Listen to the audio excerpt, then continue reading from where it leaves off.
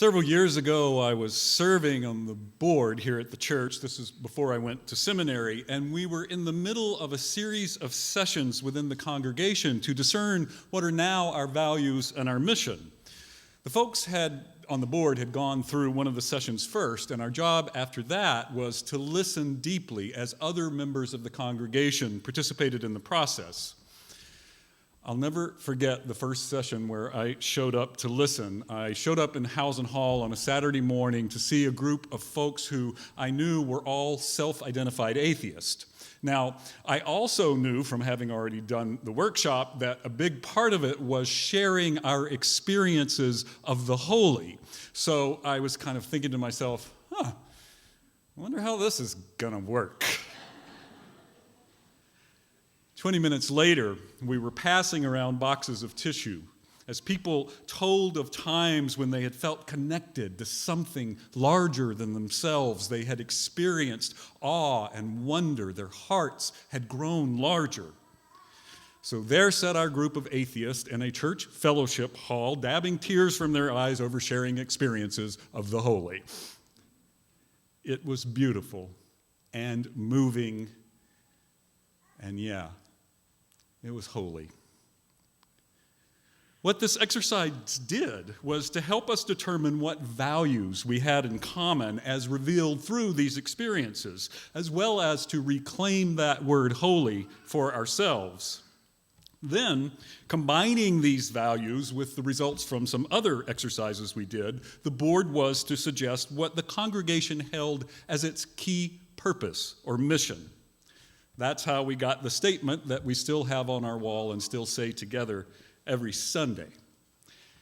I start with that story because I don't think we talk about our values as often as we do our mission, nor do we talk about how both came to be, that the values came first. The mission emerged out of the values. It'll be important to remember that process as we live out and continue to assess our values and mission as we grow into our future. So this morning, I'm starting a series of sermons on each of our 5 religious values, starting with the one we list first because, transcendence in 20 minutes or less. Easy, no problem. I actually do think it's important that we start with our religious value of transcendence because I think there are good reasons that we ended up citing it first. Here's one of them. After those sessions I just told you about, we compiled the number of times each value was expressed by folks in the congregation and created one of those word art graphics where the ones that were mentioned the most often were shown in the largest font size, perhaps partially as a result of the way the sessions were structured. This is what we got. Transcendence and related words people had used to describe their experiences of it was clearly the largest in the graphic. Now, I think it's important to talk about what folks meant by transcendence. One meaning of the word can be to overcome, to rise above, and certainly we do, for instance, try to transcend oppression through our social justice efforts. What people were talking about here, though, was more about their experience of transcendence, an experience outside of their day-to-day experience of life, and awe and wonder at the unity of life.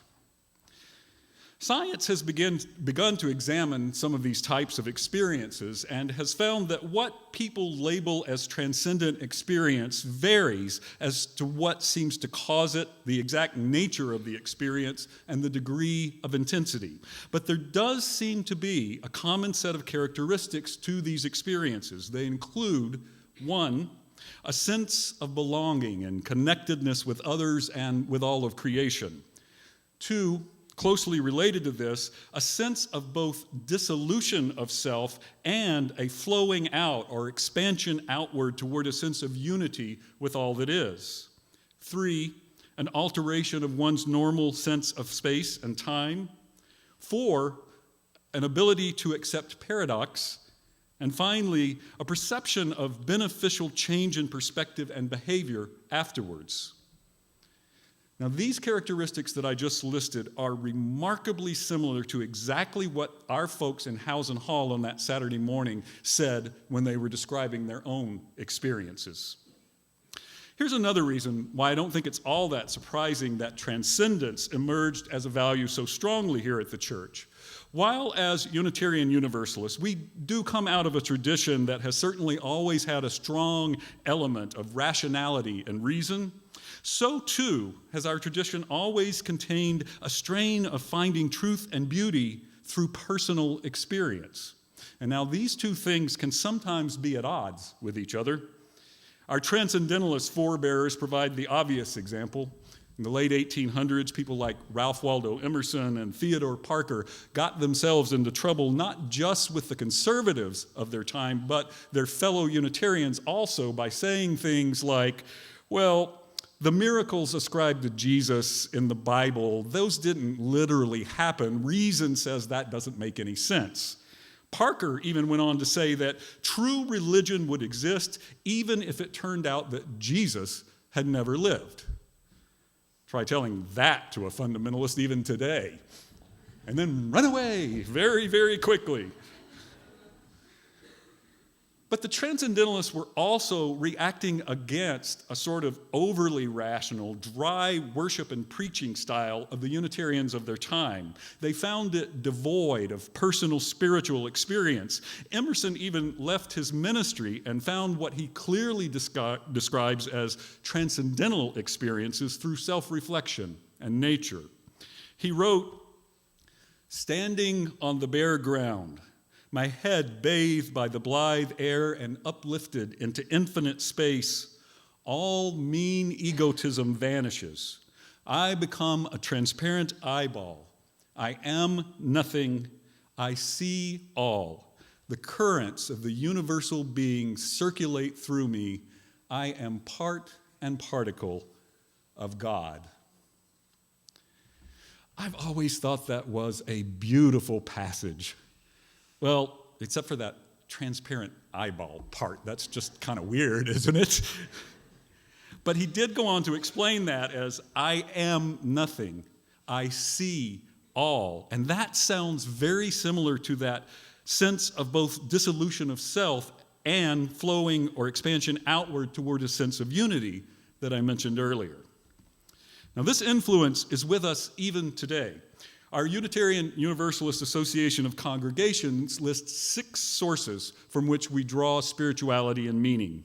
The very first source is stated like this: direct experience of that transcending mystery and wonder affirmed in all cultures, which moves us to a renewal of the spirit and an openness to the forces which create and uphold life. And I think Emerson also handed down to us another tradition, and that tradition is to push back against the idea of a hierarchical or vertical transcendence, wherein our experience of it can only occur through a God who is up there somewhere and can only be mediated by the institution of the church or its religious authorities. That's how the little Southern Baptist church we went to when I was a kid was. God existed in some elevated holy realm while we sinners wallowed down in the physical realm. The preacher and the deacons at the front of the church were holier than the rest of us, so we weren't allowed to go up there unless it was to get saved, or I guess if we worked on the cleaning crew. The communion was brought to us lowly ones down in the pews. Now, even as a kid, I didn't like this. So one Sunday when I was 6 years old, the time in the service came where you could go up front and say that you had been saved that day. So up I went and got saved. I don't remember having any transcendent experience of Jesus washing my sins clean or anything like that. I think I just wanted to be up there with the holier-than-thou people, the cool kids. And please, no cracks in the receiving line about me later becoming a minister.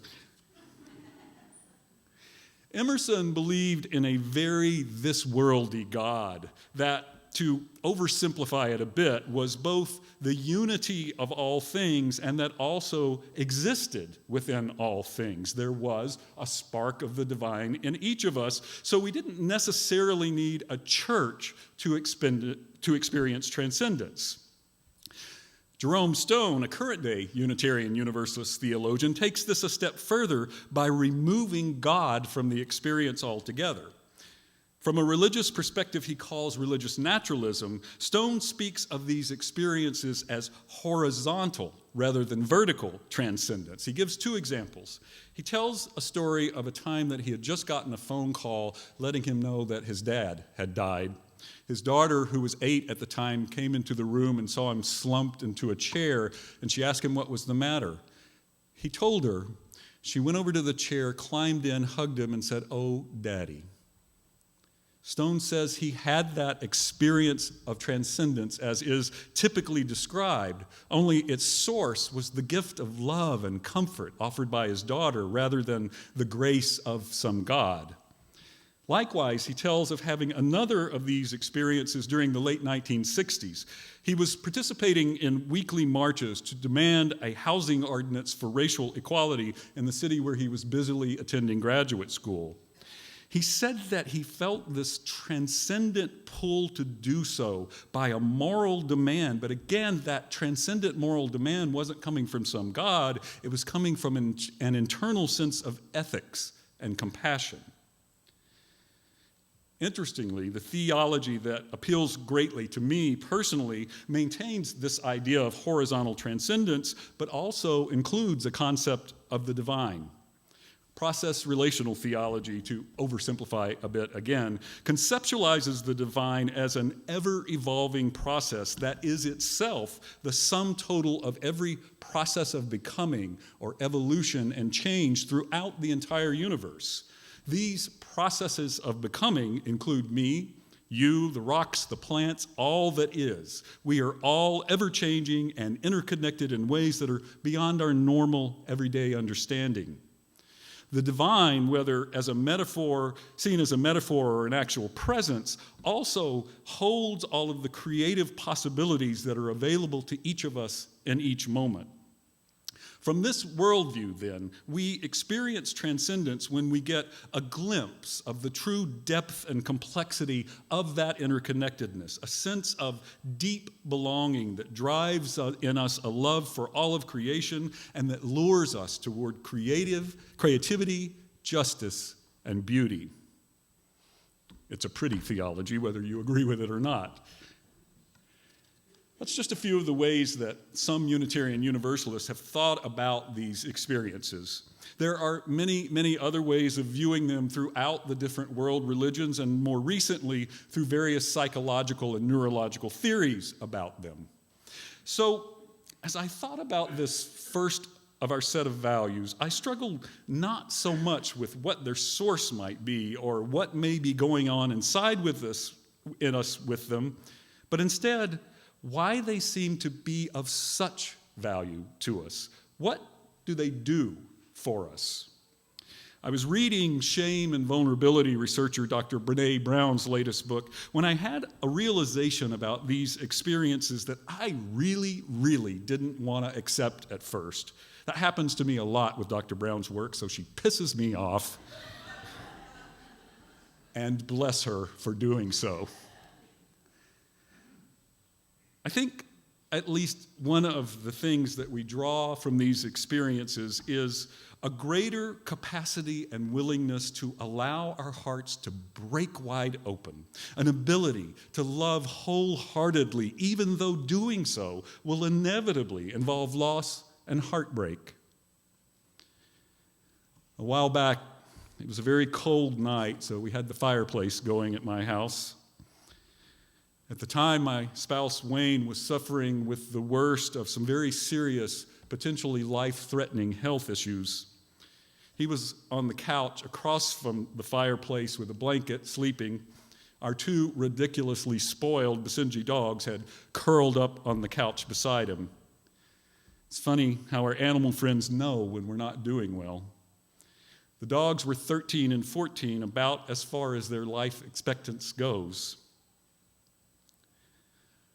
I sat in a chair looking at them, thinking about the thousands of years that humans and dogs have been gathering by a fire and how a very similar scene must be playing out across the hemisphere in that very same moment.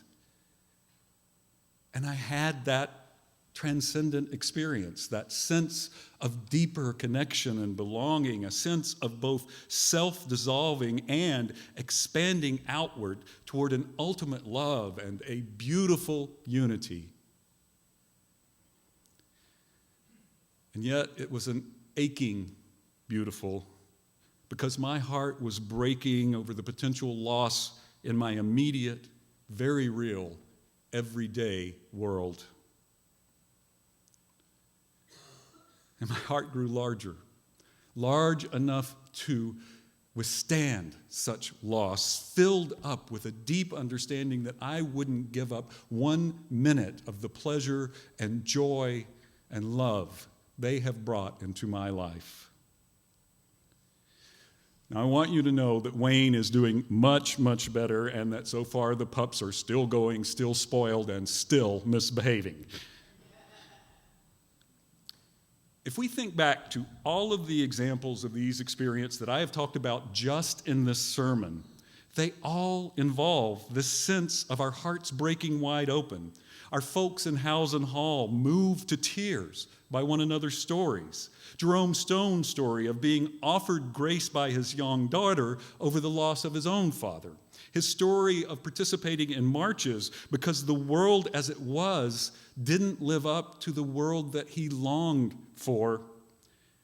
I think even Emerson's descriptions of experiencing transcendence through nature also involve this sense of loss, because we know it is all temporary. All the life around us will eventually end and be replaced, and even the very rocks in the hillsides will eventually dissolve away and be transformed into something new. Abraham Maslow, founder of humanistic psychology, called these peak experiences, and he thought that they generate a set of values within us that are more life-giving and life-fulfilling, that have to do with connection and belonging. I think he was right, and the research is starting to show that he was right. And if I'm correct, that these experiences help us to break our hearts wide open so that they can grow and can love more fully, even though we will know loss, then perhaps the biggest reason we put transcendence first on our list is because the rest of the values emerge out of it. It takes courage to love wholeheartedly, knowing our hearts will be broken and yet knowing that it is still worth it. Loving wholeheartedly is the very essence of compassion. It is the heart of the empathy required to create community. Together, these make up the ultimate reason I think we gather in community. Transformation, the growth that changes our lives and heals our world. Throughout time, ritual, prayer, music, poetry, meditation, art, singing, working together for justice, intentional silence. The things that we practice together here at this church have all been known to be capable of generating this state of transcendence. It's pretty fantastic then that we have chosen to value it so much. Hallelujah and amen.